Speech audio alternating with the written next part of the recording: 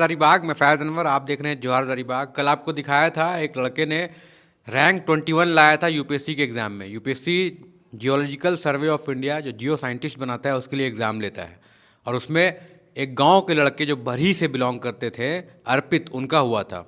वैसे ही बड़का गांव से भी प्रियदर्शी, पूरा प्रभात प्रियदर्शी। हाँ, बड़का गांव से भी प्रभात प्रियदर्शी का सिलेक्शन हुआ है। इनका रैंक 166 आया है। तो आप देखिए किस तरह से अब यहाँ के स्टूडेंट्स में उत्साह है जियो साइंटिस्ट बनने का। तो लगातार यहाँ से हज़ारीबाग से 3-4 लोग जो है जियो साइंटिस्ट बनने जा रहे हैं। आइए जानते हैं कैसे आपकी जर्नी शुरू हुई, कैसे शुरू हुई, कहाँ से आपने स्कूलिंग की, सब कुछ किया। सर मेरा प्राथमिक जो पढ़ाई हुआ वो बाबूपारा से हुआ, 1 to 5 वहीं से पढ़ाई की, बड़का गांव से बाबू। बड़का गांव से। फिर यहाँ पे हजारीबाग आए और फिर गुलमोहर पब्लिक स्कूल से पढ़ाई की। एप्लीकेशन उसका मूनम पब्लिक स्कूल से है। फिर मेरा 12th और ग्रेजुएशन दोनों मेरा कोलंबस कॉलेज से हुआ। अच्छा। और एमएससी मेरा बीएचयू से हुआ है सर, बीएचयू मतलब बनारस से? बनारस हिंदू यूनिवर्सिटी से। अच्छा, तो वहाँ पे क्या पढ़ाई की आपने? तो मास्टर का वहीं से कंप्लीट हुआ, एमएससी इन जियोलॉजी, तो ग्रेजुएशन जियोलॉजी कोलंबस से किया, कोलंबस से हुआ सर। उसके बाद वहाँ मास्टर्स कर लिया। मास्टर के लिए गए थे। तो उसके लिए भी एग्ज़ाम देना पड़ा होगा आपको? जी सर, बीएचयू का एंट्रेंस मैंने दिया था। उससे पहले मैंने आईआईटी एग्जाम का तैयारी किया था, तो उसमें मेरा एनआईटी दुर्गापुर में हुआ था। बट लॉकडाउन था तो स्विच करने में आसान था। तो जब एंट्रेंस बीएचयू का हुआ तो मैं बीएचयू में फिर चला गया। अच्छा, तो मतलब आपने कितना एज हो रहा होगा आपका अभी? मेरा 24। 24। मतलब करंट ईयर में ही पास किया कि एक साल गैप लिया? सर ये मेरा दूसरा अटेम्प्ट है। अच्छा, दूसरा अटेम्प्ट। दूसरा। तो पहला अटेम्प्ट में क्या रहा था? पहला अटेम्प्ट में था कि पीटी निकला था, क्लियर हुआ था? पीटी में कुछ मार्क्स के लिए मैं रह गया था, हाँ। तो इस बार उसका भरपाई किया मैंने। तो अभी क्या है, मतलब ये जियो साइंटिस्ट होता है, यूपीएससी के थ्रू एग्ज़ाम दिया, आपको पहले से पता था? कब पता चला इसके बारे में, तैयारी करना कब शुरू किया आपने? सर ग्रेजुएशन में ही मुझे प्रोफेसर लोग गाइड करते रहे थे कोलंबस में कि इसमें अच्छा वैकेंसी आती है या फिर अच्छी जॉब है। तो शुरू से मुझे कोलंबस में प्रोफेसर लोग ही गाइड करते रहे और फिर उसके लिए मैं लगा रहा हमेशा तैयारी तो कर। जैसे जब मास्टर्स कंप्लीट कर लिया तो उसके बाद कितना तैयारी किया आपने? मतलब कोई कोचिंग ज्वाइन किया या फिर सेल्फ स्टडी किया, कैसे किया? सर मैंने प्री के समय मैं देहरादून में गया था, वहाँ पे मैंने रह के तैयारी की। फिर वहाँ प्री लिख के वापस अपने घर आ गया। फिर वहाँ से यहाँ से मेंस दिया, इंटरव्यू दिया, सारे यहाँ से किया मैंने। तो जैसे कितना पढ़ाई किया आपने, मतलब कितना घंटा देते थे या फिर कैसे बैलेंस करते थे, क्या करते थे? सर इसका कोई फिक्स नहीं है, वो रेगुलर लेकिन कंसिस्टेंट रहते थे। कभी 10 घंटा भी हो सकता था, 12 घंटा भी, कभी 8 घंटा भी होता था, लेकिन रेगुलर रहते थे। कभी किसी दिन ब्रेक नहीं लेते थे। और उसके लिए कभी कभी मन भटक गया तो मूवी देखते थे, लेकिन हमेशा कंसिस्टेंट रहते। तो जब बाहर रहते थे, यहाँ घर से बाहर, तो अकेले रहते थे कि फ्रेंड सर्कल के साथ थे? फ्रेंड रहते थे, हम लोग खुद खाना वहाँ पे बनाते थे रह के, और उसके बाद वहीं से तैयारी करते थे। तो सभी दोस्त लोग आपको तैयारी करते थे? हाँ सभी लोग करते सब एक ही ब्रांच के थे, एक ही तरह के लोग थे कि? हाँ सब हजारीबाग से ही हम लोग गए थे, 3-4 लोग गए थे, वहाँ रह के तैयारी करते थे। फिर हम लोग ने प्री लिख के वापस अपने घर आ गए। तो जैसे ये पूरे देश से लगभग 10-15 हज़ार लोग देते हैं एग्ज़ाम, और उसमें सिर्फ 200 लोगों का सिलेक्शन होता है। तो ये आपका 166 रैंक आया है, तो आपको लगा था कि इतना लोगों को पछाड़ के आप ले आएंगे, मतलब इतना अच्छा रैंक? सर एग्ज़ाम मेरा अच्छा ही गया था तो मुझे उम्मीद थी, लेकिन मेरा सिलेक्शन हो जाएगा ये सोचा नहीं था। डर लगा रहता है, यूपीएससी लेती है तो कब कहाँ छट जाए पता नहीं तो चलता। क्या वहाँ पे क्या इंटरव्यू भी होता है आपका, क्या होता है? जी सर, वो सेम जो यूपीएससी का पैटर्न है, पहले प्रीलिम्स देगा, फिर मेंस, फिर इंटरव्यू। तो उसी तरह इस बार भी, लेकिन सीएससी से अलग है ये। इसमें प्री का मार्क्स भी जुड़ता है और वो फाइनल मेरिट लिस्ट में आता है। अच्छा, तो जैसे जो एग्ज़ाम होता है आपका, सब्जेक्ट का एग्ज़ाम होता है, वो क्या होता है? थ्योरेटिकल होता है, ये वन वे ऑब्जेक्टिव क्वेश्चन होता है या फिर पूरा लिखना पड़ता है? प्रीलिम्स में 2 पेपर होते हैं, पहला जीएस का पेपर होता है और दूसरा अपना जियोलॉजी पेपर या हाइड्रोजियोलॉजी पेपर। और जो जीएस का पेपर होता है उसमें 120 क्वेश्चन होते हैं और 100 मार्क्स का वो होता है। ऑब्जेक्टिव होता है सारा? वो ऑब्जेक्टिव होता है। प्री का जो होता है वो ऑब्जेक्टिव होता है।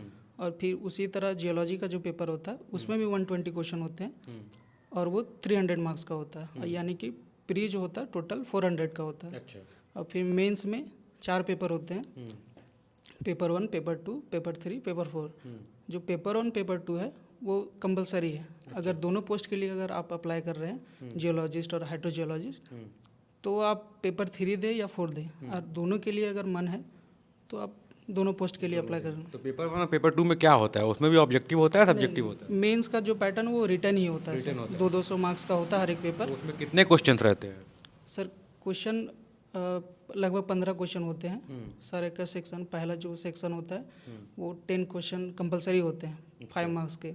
उसके बाद कोई 15 क्वेश्चन 15 नंबर का होता है या फिर 10 नंबर का होता है। इसी तरह 15 क्वेश्चन होते हैं टोटल हर एक सब्जेक्ट। तो इसके लिए जैसे आप क्या रिटर्न प्रैक्टिस करते थे, तो शुरू में प्रैक्टिस करके ही आते थे कि मतलब वो डायरेक्ट एग्जाम में ही लिखा? नहीं सर, मैंने खूब प्रैक्टिस की थी इसके लिए, रिटर्न के लिए, क्योंकि वहाँ वो कुछ समय के लिए तुरंत अपना रिस्पांस देना होता है, तो उसके लिए प्रैक्टिस मांगता है, तो मैं खूब प्रैक्टिस की। तो जैसे एक 5 मार्क्स का क्वेश्चन है या फिर 15 मार्क्स का क्वेश्चन है, तो कितना टाइम लगाते थे आप एग्जाम देने में?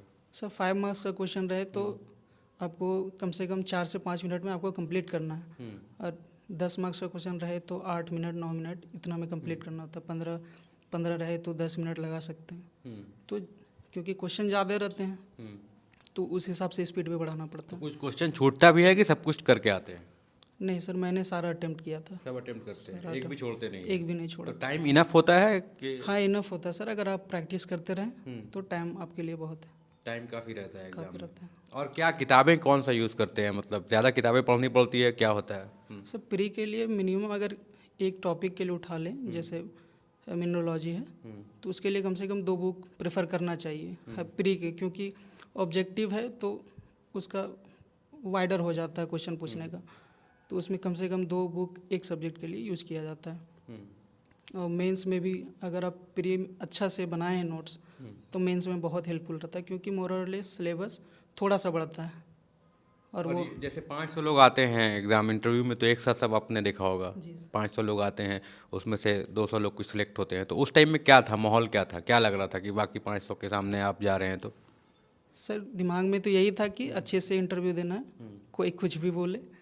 वहाँ बहुत सारे लोग होते हैं कि तरह तरह के बात भी करते हैं इंटरव्यू जब बैठे हुए रहते हैं, लेकिन अपने मन में था कि अच्छे से इंटरव्यू देना है, किसी तरह का फंबल नहीं करना है। तो इंटरव्यू में क्या रहता है, सवाल आपके लाइफ से रहता है कि सब्जेक्ट से ज़्यादा क्वेश्चन रहता है? सर मेरा दोनों के लिए जो सिलेक्शन हुआ था, मैं दोनों में क्वालिफाई था, तो मेरे जो चेयरपर्सन थे वो हमको पूछ रहे थे कि मेरे हॉबी से पूछ रहे थे। मैंने हॉबी में मूवीज़ डाल रखा था, अच्छा। तो वो मुझे मूवी से बहुत क्वेश्चन पूछ रहे थे। फिर उसके बाद स्ट्रीम वाइज आ गए, प्रोफेसर थे तो सब्जेक्ट वाइज में पूछ रहे थे। सब्जेक्ट वाइज तो वो सारा आंसर आप सेटिस्फैक्ट्री दिया? हाँ, कुछ क्वेश्चन में मैं फंस रहा था, तो जो क्वेश्चन नहीं आ रहा था मैं सॉरी बोल के उनसे तो आगे। मूवीज में क्या मतलब क्वेश्चन पूछ रहे थे, किस टाइप? सर मूवीज़ में जो पूछे कि आपने रिसेंटली कौन सी मूवी देखी थी, अच्छा। तो मैंने बोला जवान देखी थी। तो उस समय 12th फेल रिलीज़ हो गया था, अच्छा। तो चेयरपर्सन पूछते क्यों आपने 12th फेल नहीं देखी, तो बोले सर तैयारी के समय नहीं मिल पाया, तैयारी करता रहा। तो बोले अच्छा कोई दिक्कत नहीं।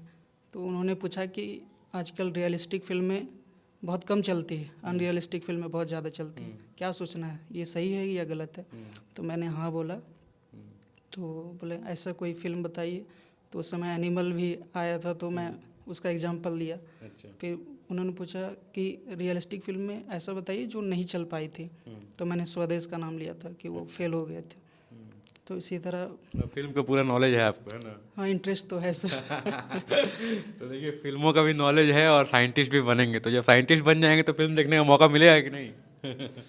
सर समय तो निकालना पड़ेगा, हॉबी है, वर्कलोड बढ़ेगा तो इंटरेस्ट के लिए तो देखना पड़ता है।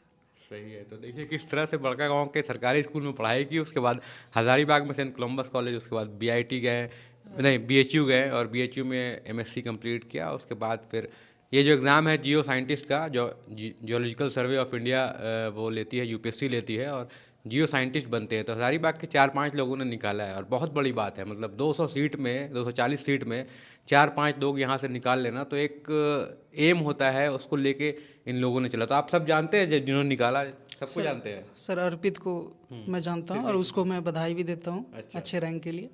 और मेरे 2 सीनियर थे, उनसे कभी मुलाकात नहीं हुई, बहुत ज़्यादा सीनियर थे, और एक जूनियर था, उससे भी मुलाकात नहीं हुई क्योंकि वो शायद रांची यूनिवर्सिटी का है। बिल्कुल। तो ये आपका जैसे घर में क्या था, पापा क्या चाहते थे या मम्मी क्या चाहती थी, घर वाले क्या चाहते थे, किस तरह से? पापा तो हमेशा चाहते थे कि किसी बड़े एग्ज़ाम का तैयारी करे, और पापा हमेशा सपोर्ट करते रहे। मेरे आइडल भी है वही हैं, हमेशा उनको देख के ही क्या करते हैं आपके पापा? पापा मेरे शिक्षक हैं। अच्छा, तो आपको कभी ऐसा नहीं लगा कि आप शिक्षा लाइन में जाएं ऐसा? नहीं, मुझे नहीं लगा ऐसा। और मैं हर गांव में यही ट्रेंड है सर कि टीचर बनने का, तो मैं सोचा कि थोड़ा और स्ट्रीम जाना थोड़ा चाहिए। अलग किया जाए, है ना? हाँ। बिल्कुल। तो देखिए प्रभात प्रियदर्शिनी जी हैं और इन्होंने यूपीएससी में जो जियोलॉजिकल सर्वे ऑफ इंडिया होता है उस एग्ज़ाम में निकाला है, जियो साइंटिस्ट बन गए हैं। बहुत बड़ी बात है और पूरा परिवार खुश है। इनके एक भाई जो हैं वो टीचर की तैयारी कर रहे हैं, तो इनके क्योंकि फादर ही टीचर हैं तो भैया भी उस लाइन में जा रहे हैं, लेकिन ये थोड़ा अलग हट के कर रहे हैं और एक नाम रोशन कर रहे हैं अपने परिवार का, अपने गाँव का। बहुत बहुत धन्यवाद। मैं फ़ैज़ अनवर, जोहार हज़ारीबाग। धन्यवाद।